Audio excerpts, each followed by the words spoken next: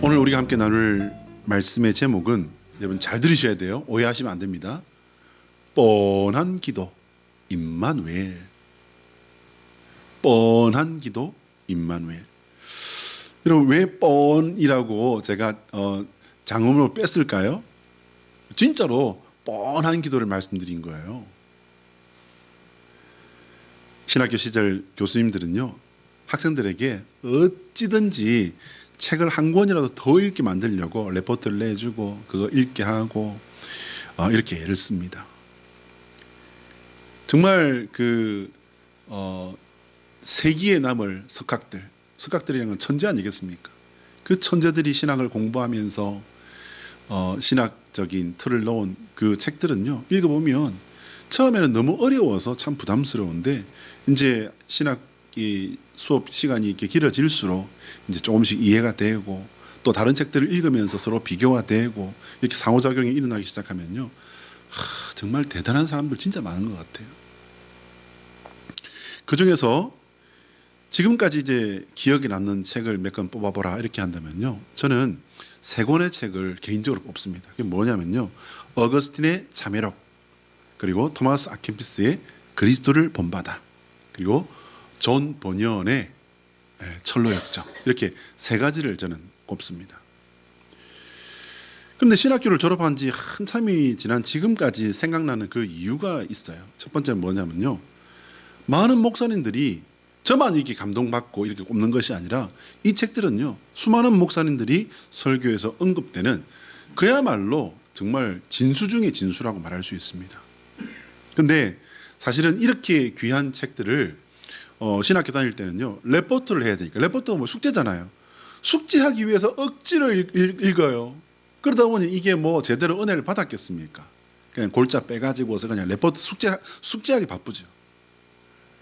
둘째는요, 이제 한 사람의 신앙인으로서 살아볼수록 정말 살짝 스치듯 지나간 그 내용, 그래도 이제 워낙 중요하다 그러니까 조금 뭐 기억도 한 게 있을 거고, 또 살아오면서 듣는 여러 목사님들, 정말 유명한 그런 목사님들마저도 이 책에서 받았던 감명들과 이 책에서 말하는 중요한 점들을 말하는 것들을 들으면서 이제 그 내용이 귀에 묻습니다. 생각에 이제 자리를 잡습니다. 그러다 보니까 살아보니까, 또 믿음을 가지고 살아보니까 맞아요. 깊은 감동이 안 갈 수가 없어요. 그 중에서도 철로역정은요, 그 내용이 제가 좋아하는 분위기와는 전혀 달라요. 제가 좋아하는 책입니다라고 하실 줄 알았죠? 아니에요, 여러분. 제가 좋아하는 그런 어떤 장르나 그 분위기하고는요, 너무 달라서 개인적으로 참 부담스러웠던 책입니다. 영화의 내용으로 친다면 환상적인 그런 그 내용을 그리는 영화들이 가끔 있지 않습니까? 여러분, 그 유명한 반지의 제왕이라든지 뭐 해리포터 시리즈라든지 이런 내용들이지 않습니까? 그런 그 느낌 같은 내용이라서 개인적으로 저는 사실은 그 유명한 영화들도요, 별로 그렇게 썩 좋아하는 편은 아니었습니다. 세계적으로 유명한 뭐 해리포터 같은 경우에는 그 소설 하나를 가지고서 이제 그 여성분이 작가신데 세계적인 거의 뭐 재벌 그룹에 올라앉았다라고 할 정도로 이렇게 큰 돈을 벌었다고 하지 않습니까? 그렇게 유명한 영화이지만은요, 저는 일부러 뭐 찾아보거나 그러지는 않았습니다. 그런데 믿음을 가지고 살아가면서 여러 가지 이제 상황을 만나보고 또 여러 종류의 사람들을 만나고 보니까 그 내용이 이제 생각이 나는 거예요. 그래서 저는 최근에 이 철로역정은 다시 좀 읽어봐야 되겠다. 다시 읽어봐야 되겠다 싶어서 책장을 막 찾았어요. 이렇게 막 찾다 보니까 신학교 다닐 때 레포트 쓴다고 그냥 막 만지작 안 읽어지니까 얼마나 안 읽어졌던지, 그냥 얼마나 만지작거렸는지, 그냥 그 땀이 묻었는지 그냥 책이 빛이 발해 있어요. 겨우 찾았습니다. 그럼에도 불구하고 저는 이 책을 꼭 다시 읽어야 되겠다. 이번에는 정말 한 소절 한 소절 뭐 줄을 그을 수 있든지 뭐 100개 쓰든지 해서라도 좀 더 깊이 있게 내가 이 철로역정을 좀 읽어봐야 되겠구나라고 하는 그런 결심을 하고 있습니다. 철로역정은요, 주인공이 장망성이라고 하는 이 멸망의 성에서 구원받았습니다. 구원받고 이제 하늘나라에 이르기까지 가는 그 여정들을 이제 고난의 내용으로 이제 살아갔다, 걸어갔다, 혹은 그리고 또 이제 도착했다라고 하는 그 고난을 주제로 하고 있는 내용입니다. 목적지까지 가는 그 와중에 겪는 일들이요, 우리 일생과 관계 없다면은 이게 아마 그렇게 유명해질 이유도 없을 거고, 제가 또 굳이 읽은 지도 오래됐고 레포트는 이미 썼는데 이걸 찾아서 읽을 필요도 없을 것입니다. 그때는 뭐 또 이런 식으로 이런 그 내용을 썼나 이렇게 생각을 했는데, 이제 신앙을 가지고 조금 살아보고 또 이제 이렇게 특별히 목회를 하면서 좀 더 이제 하나님의 말씀 그리고 또 세상을 보는 눈들을 가지고 살다 보니 하는 그런 내용들이 있어서 다시 찾아봐야 되겠구나라는 결심을 하게 된 것입니다. 우리 모두는요, 하나님 나라를 향해 가는 철로 역정의 주인공 크리스천입니다. 여러분, 크리스천이 누굽니까? 성도입니다, 여러분. 그럼 이 여행에 가장 필요한 게 뭐가 있을까요, 여러분? 여러분, 여행들을 다 해보셨겠습니다만은 긴 여행일수록 뭘 준비를 잘해야 됩니까? 여행 물품들을 준비를 잘해야 됩니다. 입을 옷이랄지, 내가 쓸 물건이랄지, 신발이랄지 준비를 잘해야 돼요. 특별히 외국을 나갈 때는요, 어떻게 해야 됩니까? 그 외국의 날씨와 환경들에 맞춰서 신발을 준비하고 옷을 준비하고 그래야 됩니다. 그런데 여러분, 옷도 물건도 필요합니다. 그런데 우리가 살아가는 이 크리스찬의 성도의 삶에 가장 중요한 게 뭘까? 우리가 챙겨야 되고, 절대로 이것만큼은 옷도 필요 없고 신발도 필요 없어진다 할지라도 이것만큼은 결코 포기할 수 없는 것 한 가지가 있습니다. 저는 그것을 임마누엘이라고 생각합니다. 여러분, 임마누엘이 뭡니까? 하나님께서 우리와 함께 하신다. 여러분, 임마누엘 또한 우리가 하나님 저와 함께 해주시옵소서, 주님 저와 영원히 함께 해주시옵소서, 하나님 이번에 내가 이 일들을 하는데 저와 함께 해주시옵소서 빌기 이전에 하나님께서 우리와 함께하는 것이 하나님의 소원이시라는 사실을 깨달으시고 믿으시는 저와 여러분 되시기를 축복합니다. 한번 따라 하실까요? 하나님의 소원은 우리가 예수 그리스도 안에서 하나님과 동행하는 성도가 되는 것이다. 시작. 하나님의 소원은 우리가 예수 그리스도 안에서 하나님과 동행하는 성도가 되는 것이다. 할렐루야.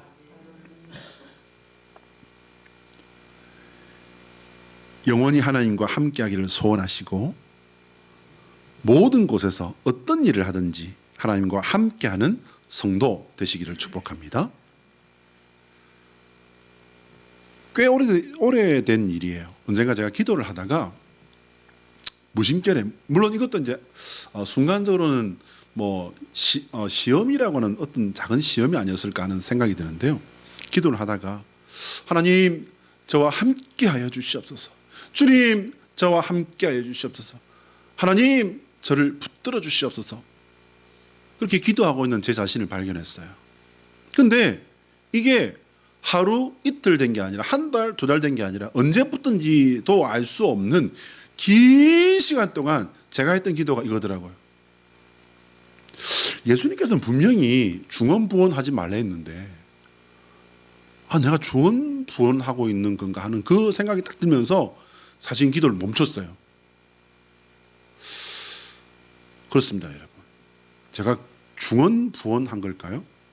우리 마태복음 6장 7절로 8절 말씀을 같이 한번 읽어봅니다. 시작. 또 기도할 때에 이방인과 같이 중언부언하지 말라. 그들은 말을 많이 하여야 들으실 줄 생각하느니라. 그러므로 그들을 본받지 말라. 구하기 전에 너희에게 있어야 할 것을 하나님 너희 아버지께서 아시느니라. 믿으시면 아멘. 여러분, 이거 굉장히 중요해요. 그러면 하나님 다 아시는데 왜 기도하라시는 거예요? 여러분, 이거 조금 속상하지 않습니까? 하나님 아시는데 왜 우리 보고 기도하시는 거예요? 중언부언의 뜻을 한번 살펴봅니다. 중언부언을 국어사전에 찾아보니까요, 이미 한 말을 자꾸 되풀이함 또는 그런 말. 이게 이제 헬라어로 가면요, 바톨로게오라고 하는 단어가 이 중언부언의 뜻이라고 합니다. 바톨로게오라고 하는 이 뜻은 뭐냐면요, 조금 달라요, 국어사전하고. 뭐냐면 쓸데없는 말을 하다라고 되어 있습니다. 이게 지금 여러분, 저는 이 말씀 준비하다 보니까 이게 굉장히 중요하더라고요. 이미 한 말을 자꾸 되풀이함. 그러면은 저는 중언부언한 게 맞아요. 하나님, 몇 년째 주님 저와 함께해 주시옵소서. 저를 붙들어 주시옵소서. 저와 함께해 주시옵소서. 저를 붙들어 주시옵소서. 저와 함께해 주시옵소서. 제가 기도한 거에 한 그 내용이 거의 뭐 심지라고 해도 될 만큼 이 말을 제가 많이 했더라고요. 그럼 중언부언 맞아요, 틀려요? 맞는 것 같아. 찔려요. 근데 헬라어를 찾아보니까 바톨로게오라고 하는 이 단어는요, 쓸데없는 말을 한다는 거예요.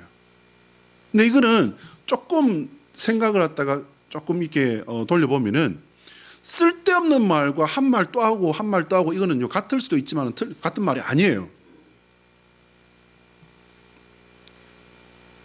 개인적으로 제가 기도할 때 가장 많이 하는 말이, 하나님 저와 함께 해주세요. 하나님 저를 붙들어 주세요 라고 말씀드렸습니다. 여러분, 이게 할 말이 없어서였을까요? 아닙니다. 모든 삶을 통틀어 이보다 더 중요한 것이 없다고 믿었기 때문에 제가 기도한 거였어요. 여러분도 그러시면 아멘. 네. 너무 자주 해서 그것이 반복되는 것처럼 그렇게 느껴졌을 뿐이지, 할 말이 없어서 기도 시간 채워나가고, 누가 보면은 최전도사가 저 들어갈 때 지금 보자 1시였으니까 보자 나올 때 1시 10분이나 10분밖에 안 했네, 시간 채우려고 그런 게 아니에요. 진실한 마음이 있으면 그것은 중언부언이 아니라 아뢰는 기도가 되는 줄로 믿습니다. 여러분, 이 또한 사람은 모를 수도 있어요. 네, 맞습니다. 사람은 모를 수도 있고 오해할 수도 있습니다. 그러나 우리 하나님께서는 우리의 마음의 중심을 아시는 하나님이십니다. 그 하나님은 우리가 같은 말을 했을지라도 하나님께서 우리에게 함께 하시며 읽어내시는 그 중심은 우리는 내 스스로도 사실 모를 때도 있어요. 그러나 하나님께서는 정확하게 아시는 줄 믿으셔도 됩니다. 오늘 본문 시편 72편은요 저자가 명확하지 않아요. 성경에는 사실은 이런 그 부분들이 조금 있습니다. 근데 그냥 명확하지 않은 게 아니라 작자 미상으로 해서 모릅니다 이게 아니라요, 두 사람 중에 한 사람은 분명한 것 같다라고 하는 그런 설이 있습니다. 첫 번째 누구냐면요, 예레미야예요. 우리가 눈물의 선지자라고 알고 있는 이 예레미야가 이제 인생의 말미에 쓴 것이다 라고 하는 그런 그 설이 하나 있고요. 근데 학자들은 예레미야 맞아. 그런데 예레미야보다는 나는 아무리 봐도 문체도 그렇고 내용도 그렇고 여러 가지로 볼 때 내가 볼 때 이건 다윗이야 라고 하는 설이 더 유력합니다. 다윗이 썼다고 하는 그 설이 사실은 더 유력하다고 이렇게 학자들은 생각을 하죠. 근데 우리는 두 가지를 다 생각해 보려고 해요. 오늘 예레미야가 저자라면요, 그는 예수님 오시기 전 626년에 이제 하나님의 소명을 받습니다. 그리고 이제 40년 동안 예루살렘의 멸망과 회복을 예언해요. 뭘 예언했다고요? 예루살렘이 망한다. 근데 망하는데 이렇게 수용을 당하고 이런 일이 일어나고 그 다음에 하나님께서 이렇게 우리를 다시 회복시키실 거야. 여러분, 멸망만 있어요? 아니요. 소망이에요. 하나님의 그럼 초점은 어디에 있어요? 멸망이라고 하는 그 징계를 통해서 회복과 살림에 있어요. 전진에 있어요. 성장에 있어요. 믿으시길 바랍니다. 이거를 선포를 했습니다. 사람들이 좋아할까요? 안 좋아할까요? 안 좋아하죠. 당연히 안 좋아하죠. 사람들이 좋아하는 건 무엇입니까? 만사형통 좋은 일이 있으리라 많이 있으리라.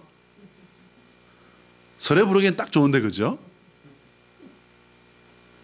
사실 근데 우리가 믿음 안에 제대로 들어와야 하나님께서 좋은 일들을 주시는 거예요. 하나님께 좋은 일들을 주실 수 있는 거예요.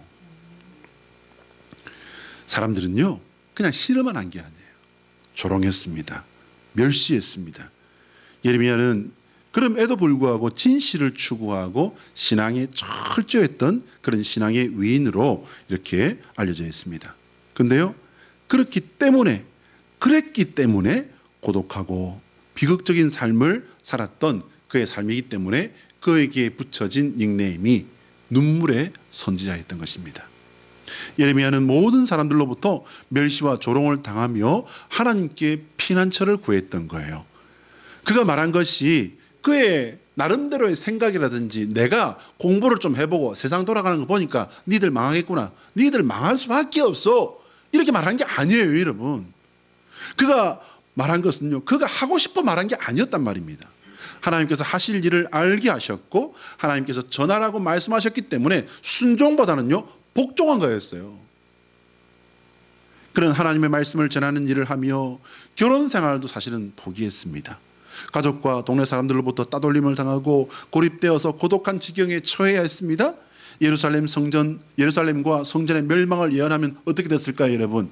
정치가들의 힘, 여러분 지금 우리 보고 있지 않습니까? 정치가들의 힘 어마무시합니다. 망한다, 그러면 네가 망한다, 그러지 않을까요, 여러분? 그렇게 된 거였어요. 예루살렘이 망한다, 성전이 망한다 했더니 네가 망한다, 그리고는 당장 내가 보여줄게, 그리고는요 끌어다가 감옥에 쳐넣어버렸습니다. 매를 많이 맞습니다. 감옥에 갇혔습니다. 여러분, 내가 하고 싶은 말 했다고요? 아니에요. 하나님께서 전하게 하셨고 하나님께서 하실 일을 선포한 거였는데 어떻게 됐습니까? 감옥에 갇히고 매를 맞았다니까요. 사랑하는 여러분, 왜 이런 역사가 성경에 기록되어 있을까요?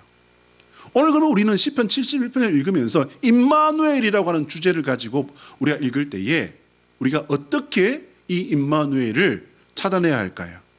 이런 상황 속에서 예레미야가 구한 것은 하나님이여 당신께서 나의 피난처가 되어 주시옵소서. 무슨 말이에요, 여러분?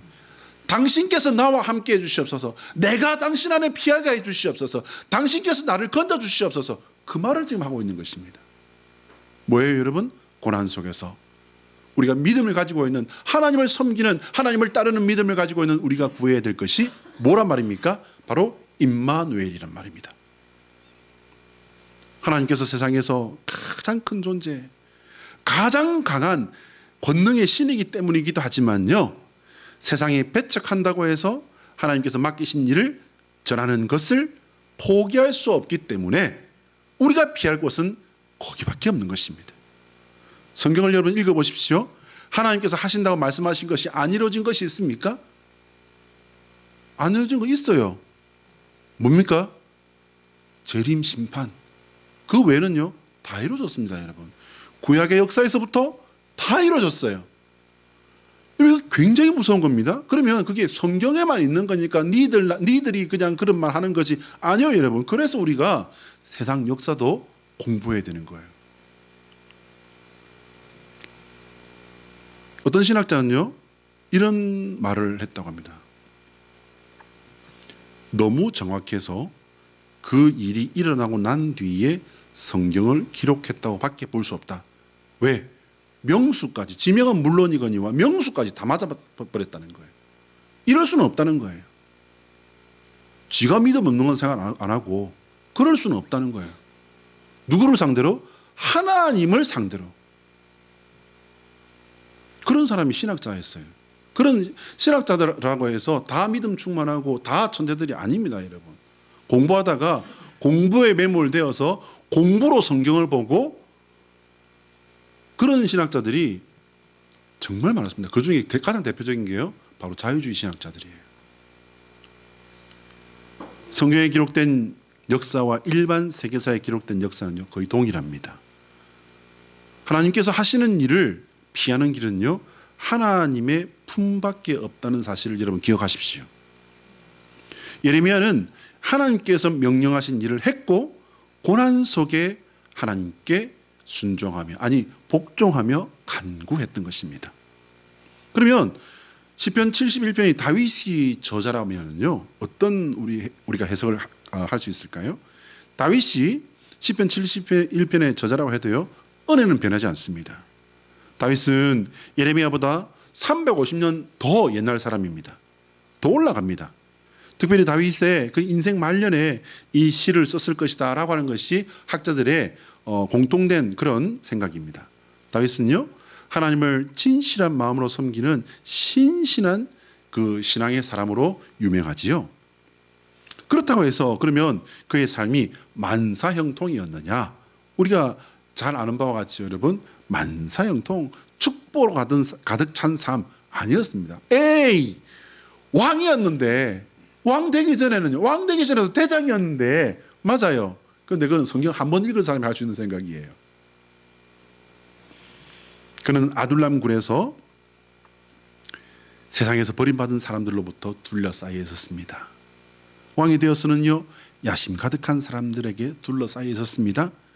충성된 그런 용사들도 있었지만요 대부분의 사람들은 다윗의 그 왕의 자리를 탐냈지 않습니까? 심지어는 자기 자식들까지도 반역을 일으키지 않았습니까? 그리고 다윗을 이용해서 자신의 욕심을 채우려는 사람들로 그 주변에 가득했었습니다. 그러면요 그런 사람들 중에서 군계 일학, 다윗은 군계 일학이었습니까? 아닙니다 여러분. 다윗은 어쩌면은 거기 있는 사람들하고 한치도 다를 것이 없는 사람이었을 수 있어요. 그래도 다윗은 신앙의 위인이라면서요. 예, 위인 맞습니다. 그럼 어쩌란 말입니까?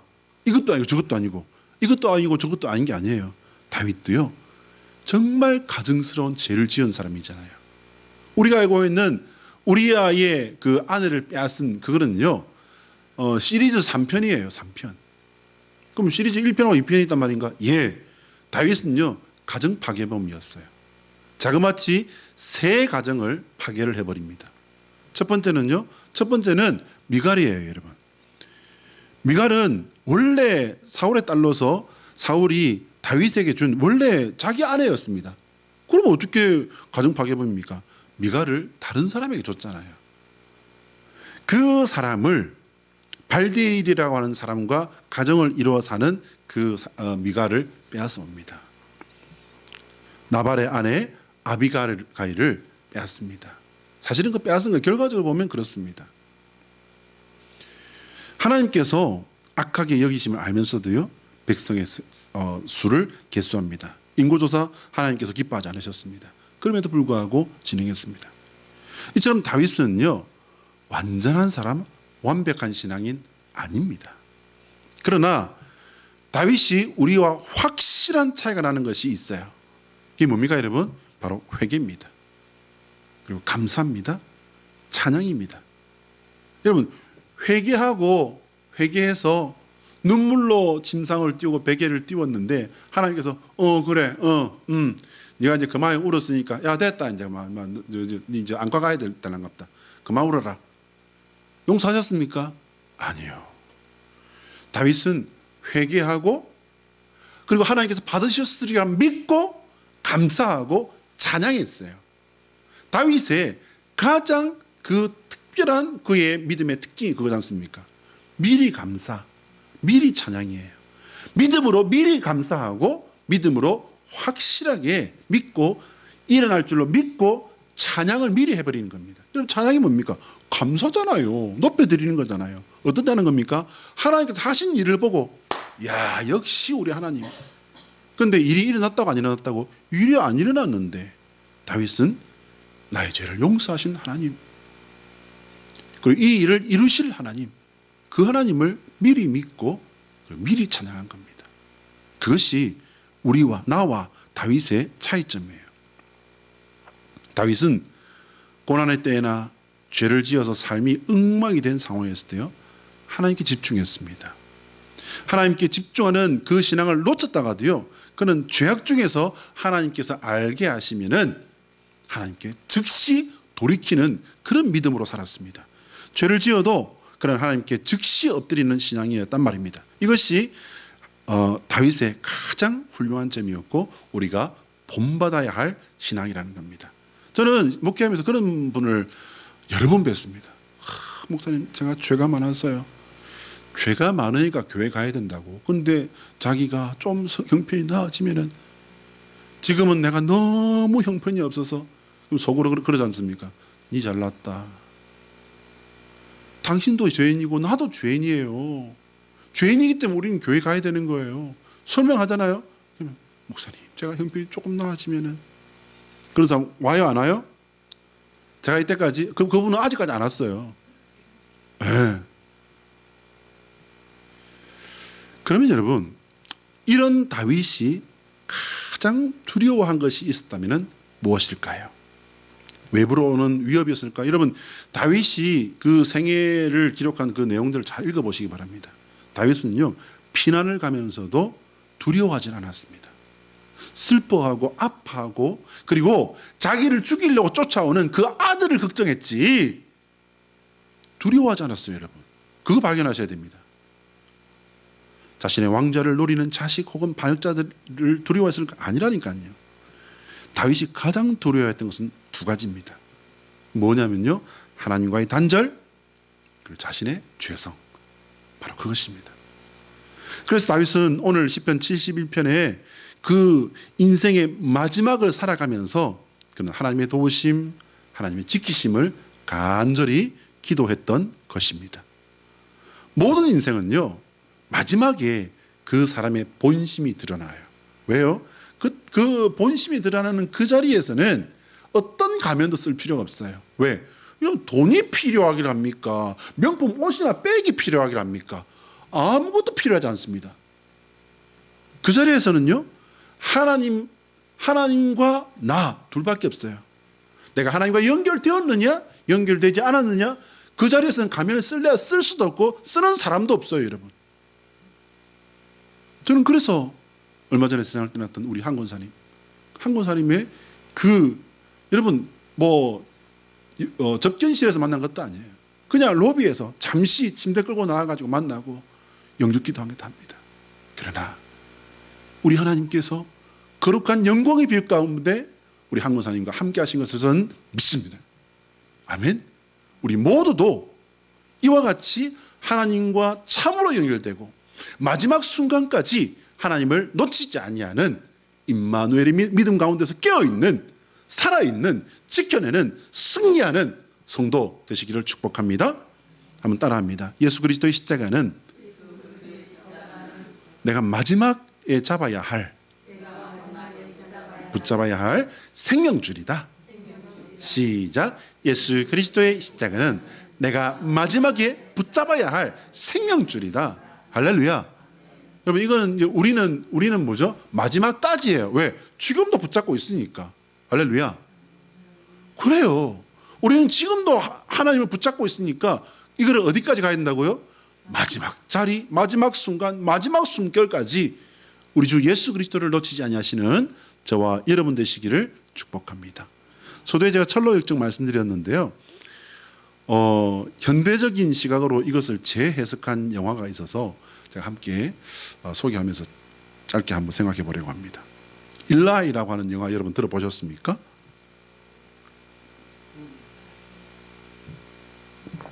보셨어요? 네. 저 영화가 조금 무서운 영화인데 우리 눈 큰 사람 겁이 많다는 말 사실은 이것도 안 맞는 것 같아. 눈이 왕방울 만한 우리 한국사람이 저걸 보셨다니까. 저 영화는요 상당히 조금 거북스러운 부분들이 나옵니다. 첫 장면부터가 이제 핵 전쟁으로 인류가 다 멸망한 자리예요. 거기서 이제 이 주인공 남자가요 아주 이상하게 생긴 핵 전쟁이 터져서 온 세상이 방사능으로 다 오염되고 이렇게 안 좋은 세상인데 뭔들 제대로 남아 있겠습니까? 고양이를 한 마리 사냥하는 것부터 이제 이 영화가 시작돼요. 인류의 문명은 완전히 다 무너져 버린 상태입니다. 극소수의 사람들만 살아남아 있어요. 여러분, 이런 세상이 되면은 문명이나 사회 시스템이나 교양이나 윤리나 도덕이나 이런 게 있다 없다? 없어요. 사람은 이미 이제 야만을 넘어서요 맹수가 되어 있는 상태입니다. 사람이 사람을 잡아먹는 그런 세상이 되어 있습니다. 근데 이 영화의 제목이요, 일라이라고 하는, 이 일라이가 뭐 같아요, 여러분? 엘리라는 뜻이에요. 엘리. 우리 성경에 나와 있는 엘리. 이 엘리의 뜻이 뭐죠? 나의 하나님이에요. 제목이. 우리 한글 뜻이 나의 하나님. 그래서 이제 이 일라이가 성경책을 이제 운반하는 그런 일을 하고 있는 거예요. 이 주인공은 어느 날 음성을 듣게 됩니다. 그리고 이제 그 음성이 명령한 대로 그것을 자신의 사명으로 받아들이고 이제 성경책을 그곳으로 들고 가는 거예요. 그게 어딘지도 몰라요. 방향만 제시받고 가고 있는 거예요. 그런데 가다가 마주친 마을이 있습니다. 이 마을에는 사람들이 제법 많이 모여 살고 있습니다. 그 마을에는요, 악당 두목이 그 마을을 다스리고 있어요. 이 악당 두목이 찾는 것이 있습니다. 뭘까요, 여러분? 저는 이 영화를 보면서 그 부분에서 제일 놀랐습니다. 악당 두목이 찾는 게 있어요. 이미 사람들은요, 다 문맹이에요. 무슨 책인지도 모르고 무슨 글인지도 몰라. 부하들을 시켜서 사람들에게서 책을 뺏어오게 합니다. 부하들은 그게 뭔지도 몰라요. 그런데 이 두목은 글을 읽을 줄 알아요. 이 두목이 찾는 것은 성경책이었습니다. 왜 성경책일까요, 여러분? 왜 성경책이냐면요, 성경에서 하나님이 세상을 다스린 그 가장 좋은 통치 방법을 거기서 다시 자기가 빼내겠다는, 배우겠다는 거예요. 그걸 가지고서 이 마을을 다스리고 그걸 가지고서 자기가 나라를 만들겠다는 거예요. 그 꿈을 가지고, 그 야망을 가지고서 성경책을 찾고 있습니다. 그리고 이제 주인공이 성경책을 가지고 있다는 사실을 알게 됩니다. 그리고 이제 주인공은 뺏기지 않기 위해 싸우고, 이제 악당은요, 뺏기 위해서 싸우고. 그래서 결국 영화잖아요. 주인공이 이기게 지게요. 주인공이 이기기가 주인공이죠. 이겼습니다. 놀란 것은요, 이 영화의 마지막까지 반전에 반전, 숨어있는 것까지 아주 영화적인 재미를 많이 잘 넣어둔, 제가 보는 견지에서는 굉장히 잘 만든 영화예요. 이 남자가 거의 마지막에 가서 맹인이라는 사실이 알려집니다. 그뿐 아니에요. 성경책은요, 점자 성경이었어요. 저도 어떻게 할 수가 없는 그런 점자 성경이었어요. 악당 두목도 읽을 수 없습니다. 근데 놀라운 것은 뭐냐면, 이 성경책이 전부가 아니라 이 성경책을 운반하는데요, 일라이라고 하는 주인공이 성경책 전부를 다 외우고 있는 거예요.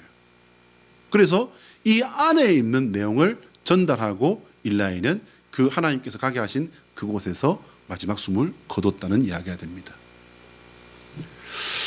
사랑하는 여러분, 제가 왜 이런 그 영화를 존 버년의 철로 역정과 비교하면서 말씀을 드렸을까? 공통점이 있기 때문입니다. 발견하셨나요? 바로 임마누엘입니다.